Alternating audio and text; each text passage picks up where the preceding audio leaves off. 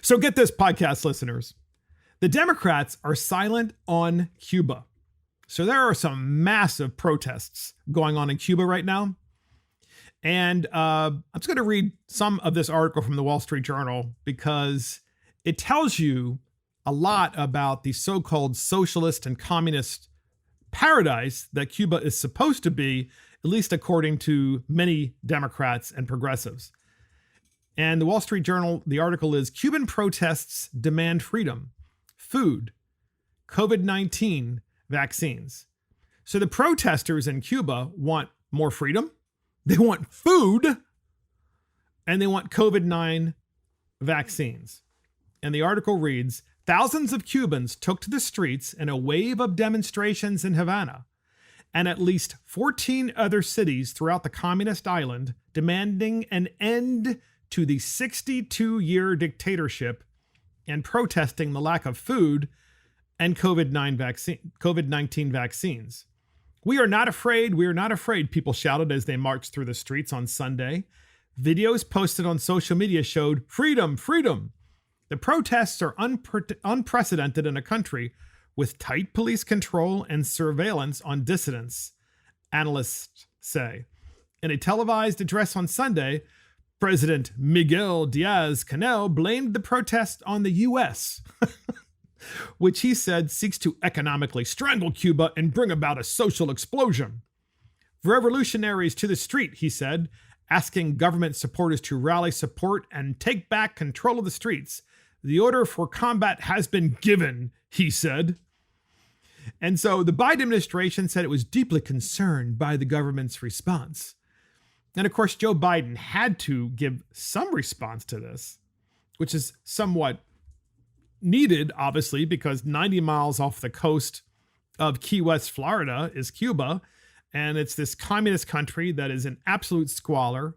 And I think probably you would have to actually visit there to fully understand it. I will say this, many years ago, it's probably 20 years ago, I was on a cruise ship and we basically were in the cruise ship traveling along the profile of Cuba. And it was nightfall had just occurred, right? In which case you would think that there would be lights, and I didn't see a single light on the island. I mean, obviously, and so you can say, oh, well, that's a good thing because it's not developed. That's not what I'm saying. What I'm saying is even in the populated areas of Cuba, the lights are just off. There's just no money in this place and hasn't been for a long time. So Joe Biden did have a brief remark or so on Cuba. And we have that clip, and here it is. Folks, I want to start by recognizing the remarkable protests that are taking place in Cuba. The Cuban people demanding their freedom from an authoritarian regime. And I don't think we've seen anything like this protest in a long, long time, if quite frankly ever. The United States stands firmly with the people of Cuba as they assert their universal rights. And we call on the government of Cuba to refrain from violence and their attempts to silence the voice of the people of Cuba. So Biden, let me restate what he just said. We call on the government of Cuba to refrain from violence or attempts to silence the people of Cuba.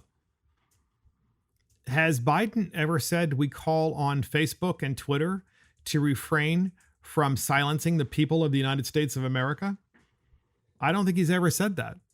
Did he ever say during the 2020 violence that you should refrain from violence and looting and purging and burning and raping people in the streets of America's cities? I don't remember him saying that either. And he calls the government of Cuba an authoritarian government. It's authoritarian. It's not communist. It's not socialist, because that would mean he would actually have to acknowledge that in Cuba, there's a government that so many people in his party want to emulate, just like in Venezuela, there's a government that so many people in the Democrat Party want to emulate. And the people in those countries can't get out fast enough, and they can't come to the United States fast enough. So here's Senator Marco Rubio of Florida, responding to Joe Biden's comments. And Senator Marco Rubio, of course, is of Cuban ancestry and represents the great state of Florida. He's a terrific senator. We have his response, and here it is.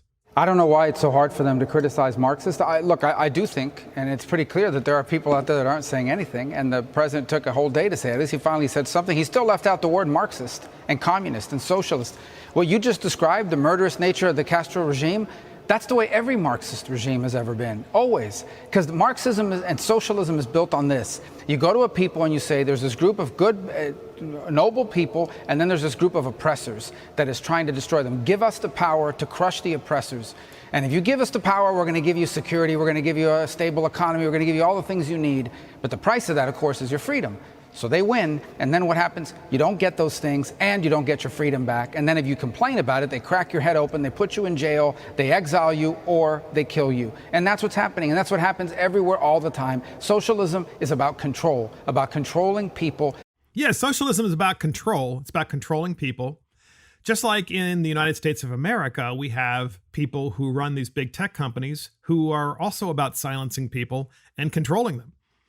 And we also have a government in the United States of America, namely the government in Washington, D.C., currently controlled by the Democrat Party, who wants to control you with respect to what you can and can't say about COVID-19 and its origins and the pluses and minuses of taking a vaccine and the pluses and minuses of taking a vaccine vis-a-vis if you already had COVID, and just talking about the issues openly and trying to get more information out there and to truly understand where we are.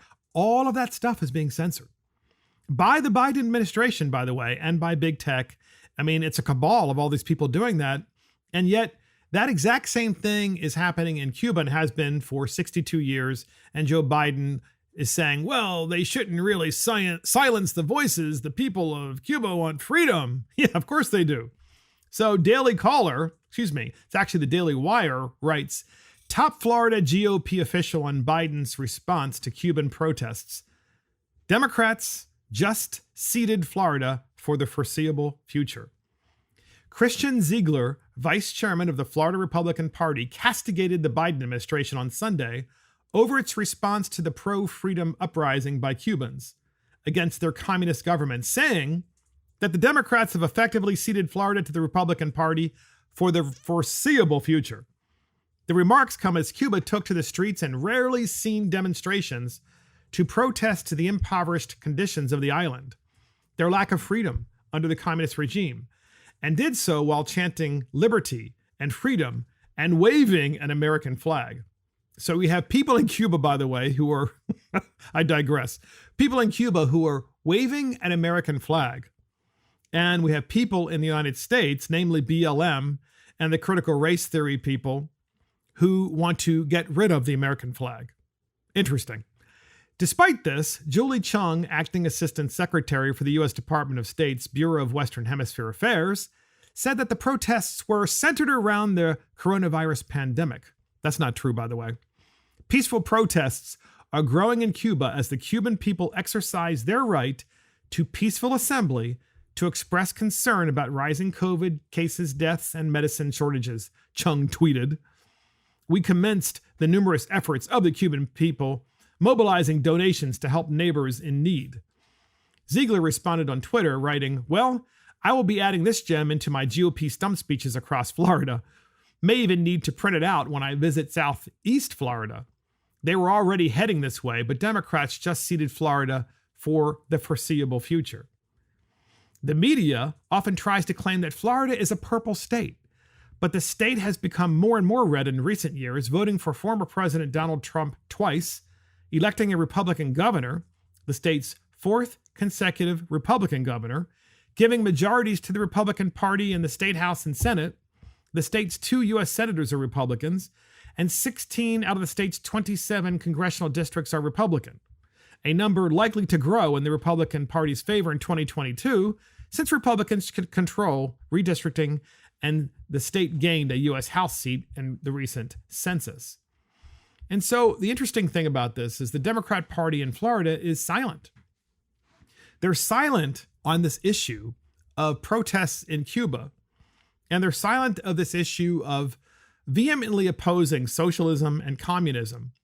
And meanwhile, in Cuba, why are they protesting? I have to restate this. This is really important. They're protesting according to the Biden State Department, because they want COVID-19 vaccines. I have no doubt that might be part of it, okay? But in order for you to protest in the streets in Cuba and to literally put your life on the line, it's because you're fundamentally hungry and you're in such great despair. They don't have enough food. Because of COVID-19 and all of the supply chain issues, there isn't enough food. There isn't enough hard currency of the Cuban people to buy any kind of items because the Cuban currency is worthless.